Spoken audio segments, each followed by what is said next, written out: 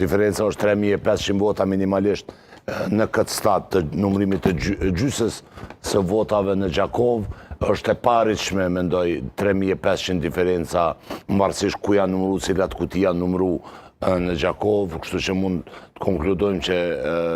të pajtohemi me zotin Gjini, duke përgëzu për gjuhën e vetë, mjaft të moderuar edhe unifikuese edhe kështu krejt patësore edhe të maturuar politike, ku falenderon jo vetëm votuesit, po edhe ofron një kryetar gjithë përfshirës që duhet tjetë shembulli. E pritshme fitoria edhe këtu e kim pa, e kim thënë, e pritshme fitoria e zotit Gjini në mandatin e tij të tretë tanime. Lirisht mund të urojmë një mandat sukses shumë me punë, edhe ku i përgjigjet nevojave dhe kërkesave të gjithë qytetarëve të Gjakovës.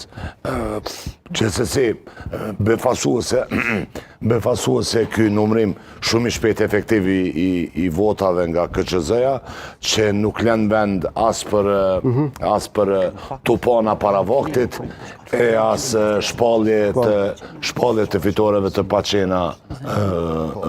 Okej, vetëm pak,